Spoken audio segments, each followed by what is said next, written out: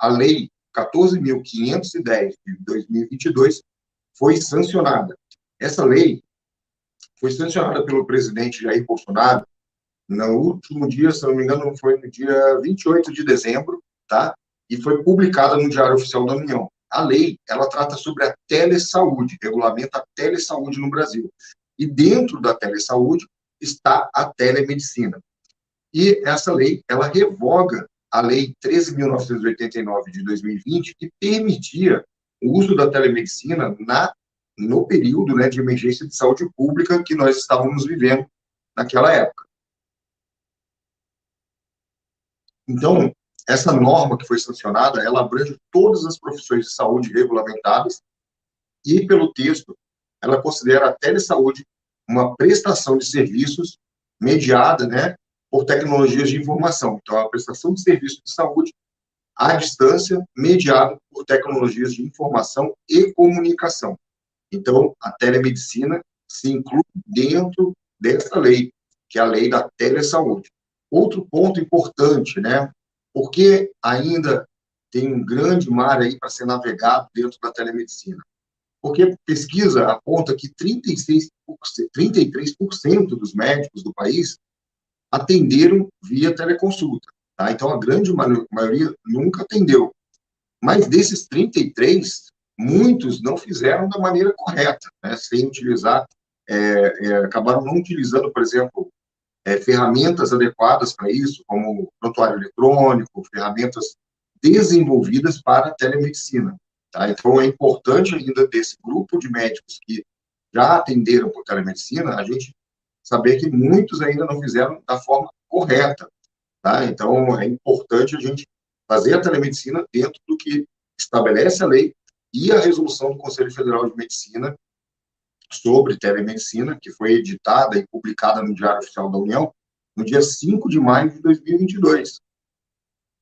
Então, esses dados, né, foram divulgados pelo Centro Regional de Estudos e Desenvolvimento da Sociedade de Informação, CETIC, né, e avaliaram, né, o número de médicos que já estavam utilizando telemedicina.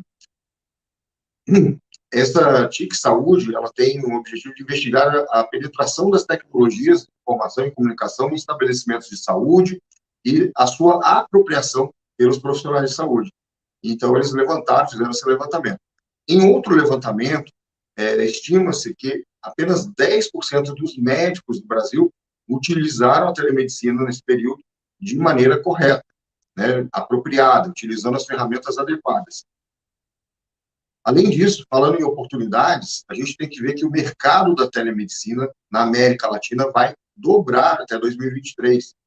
Então, a previsão é que esse mercado vai aumentar, né, o número de empresas oferecendo serviços de telemedicina, e com isso vai abrir algumas oportunidades aí para os médicos. Mas é importante também você, como médico, não ficar fora desse jogo. Porque muita gente reclama que as empresas estão chegando, os planos de saúde estão dominando o mercado, mas e você? O que você está fazendo para não ficar como um espectador desse jogo ou um mero, né, prestador só de serviço desse jogo? Então, você precisa, né, estar dentro disso, você precisa dominar essa tecnologia e introduzir isso no seu dia a dia.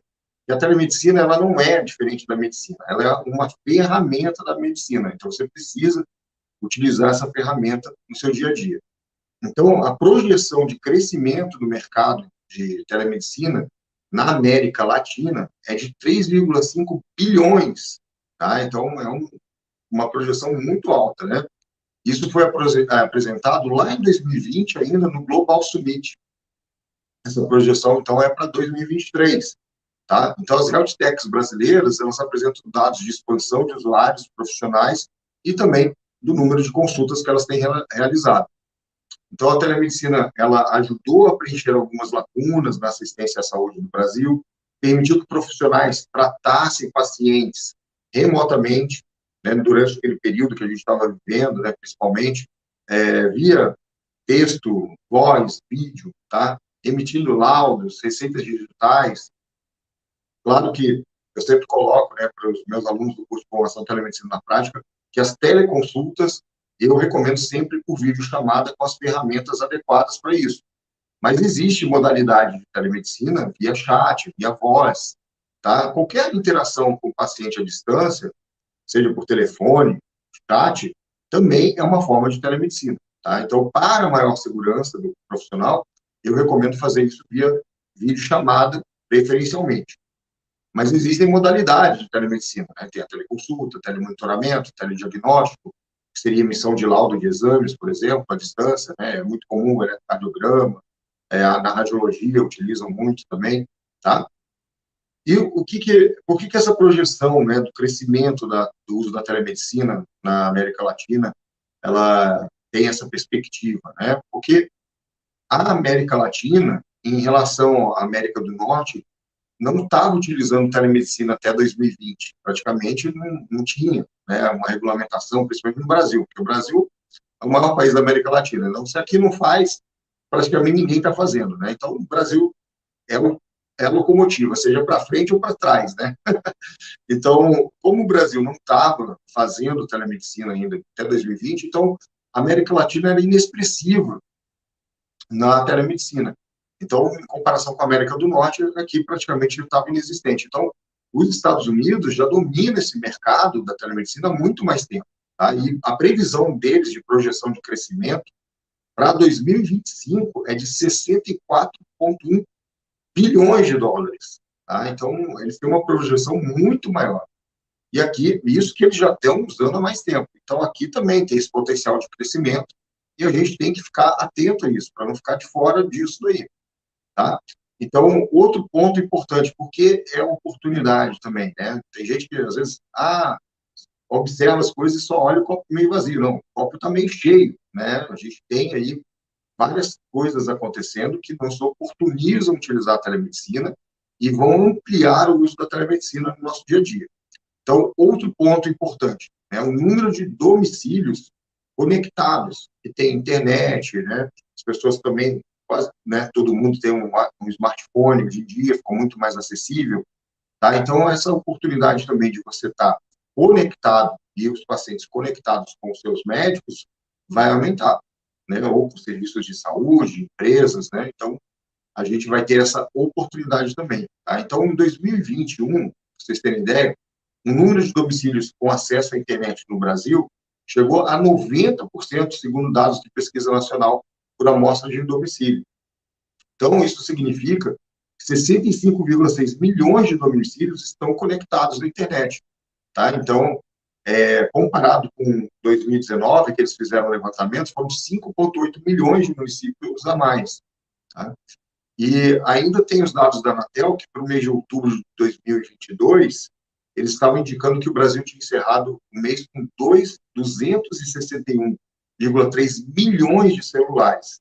Tá? Então, veja que hoje em dia o smartphone ele ocupa, né, um espaço aí praticamente da vestimenta, né, da pessoa.